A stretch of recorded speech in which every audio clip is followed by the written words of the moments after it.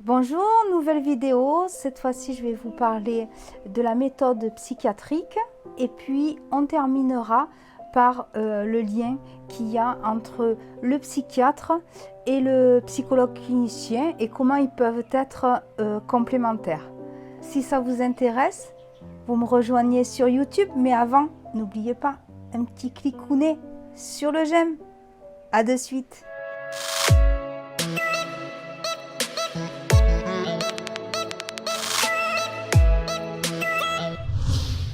Donc sur cette nouvelle vidéo, on va parler de la méthode psychiatrique. Donc la psychiatrie, champ médical, mais qui en fait utilise une démarche similaire au somatique. Donc on a un processus, en fait on a des symptômes qui permettent de déterminer des signes qui vont être regroupés dans un syndrome pour finalement établir un diagnostic avant de faire un pronostic et de déterminer le traitement adapté au patient. Voilà, on est toujours dans cette chronologie-là, dans la mise en œuvre de ce process-là. On a des symptômes, des signes, un syndrome, un diagnostic, un pronostic et puis le traitement.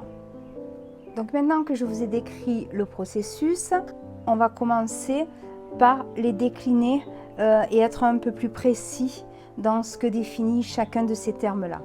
Donc on va commencer par le début, le symptôme. En fait, le symptôme, c'est ce qui appartient au patient. Et en fait, quand le patient il vient voir son psychiatre, c'est lui qui va décrire ses symptômes. Et donc, évidemment, que ce soit conscient ou pas, il va faire le choix de comment il le décrit. Il va montrer comment est exprimée sa souffrance, comment il vit la situation.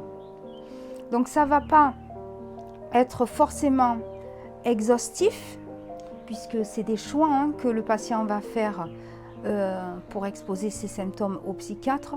Ils peuvent être mouvants et ça va être au psychiatre d'analyser un petit peu pour voir, pour essayer de faire en sorte que ce symptôme il soit décrit de la façon la plus exhaustive possible, parce que les symptômes vont permettre de définir les signes cliniques et ils vont influencer le pronostic.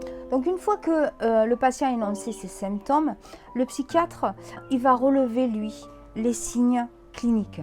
Il va les recouper.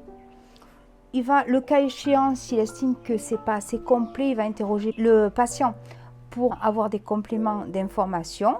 Et puis après, il le rapportera au tableau clinique le plus évident.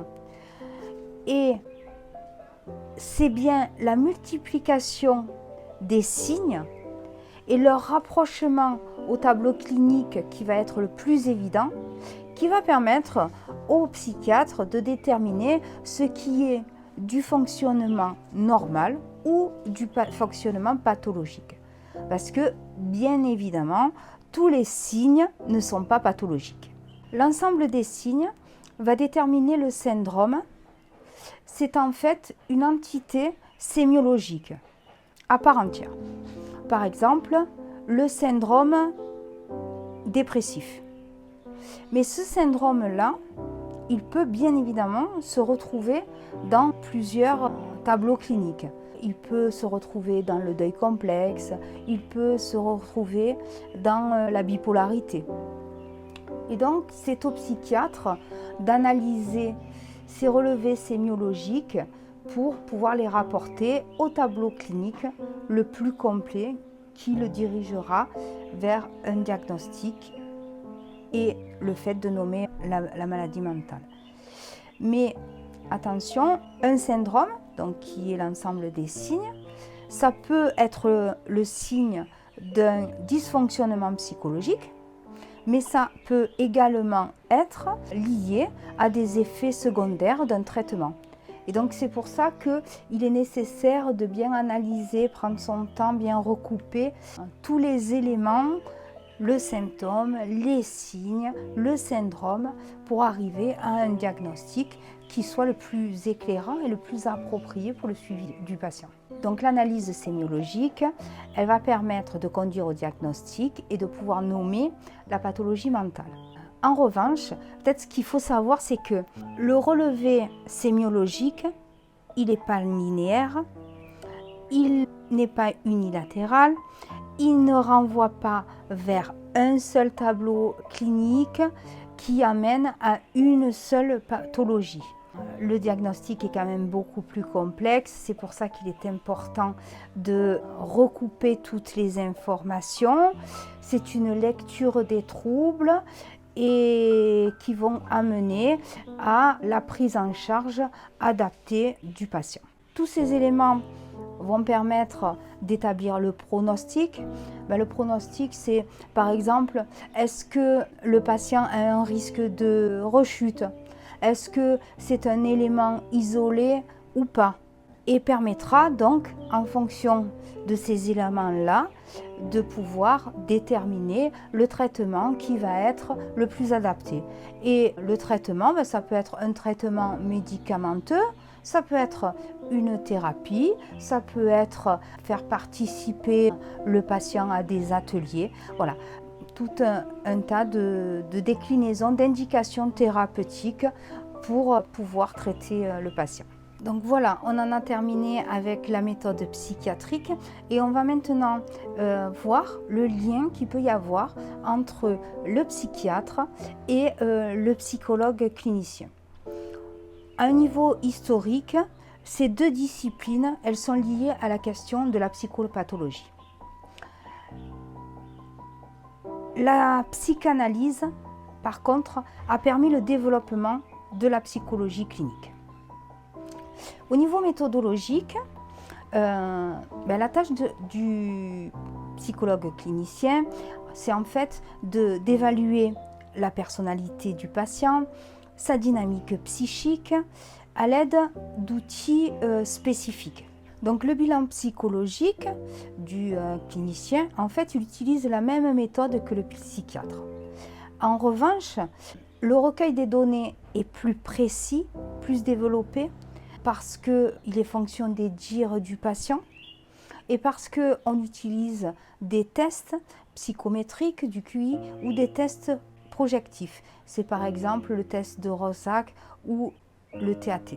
De ces analyses qualitatives et quantitatives, on va établir des hypothèses de diagnostic avant d'établir un diagnostic, de faire des préconisations sur un traitement thérapeutique, de pouvoir l'adapter, l'ajuster aux besoins du patient et ça va déterminer les indications thérapeutiques. Donc finalement, cette méthode, elle permet d'avoir une évaluation de la personnalité, de sa structure et de son fonctionnement psychique. La structure, pour être peut-être plus précis, pour le définir, la structure, c'est en fait l'organisation inconsciente et stable des processus psychiques. C'est ce qui va permettre de déterminer les symptômes par inférence ou représentation psychopathologique. Pour terminer, je pourrais vous dire que en fait, le bilan de personnalité, c'est un apport pour le psychiatre. Ça va l'aider dans sa démarche sémiologique, lui permettre d'approfondir son analyse. Donc le bilan de personnalité, il éclaire la démarche sémiologique du psychiatre qui détermine les options thérapeutiques et le suivi du patient. Et pour le patient, il permet de donner un sens aux symptômes et à leurs fonctions. En fait, le psychologue, ce qu'il va pouvoir donner au psychiatre, c'est les éléments très, c'est-à-dire stables, et les états ponctuels du patient. Il va pouvoir l'éclairer sur la structure sous-jacente du patient et il va pouvoir également mettre en relief les stratégies de défense ou les mécanismes d'adaptation que le patient pourrait mettre en œuvre et qui pourrait avoir une influence sur le diagnostic. Voilà, j'ai terminé avec la vidéo sur le lien entre le psychiatre et le psychologue. J'espère que ça vous a intéressé. Si c'est le cas, n'oubliez pas un petit j'aime en bas. Et je vous dis à bientôt pour une prochaine vidéo. Bye bye!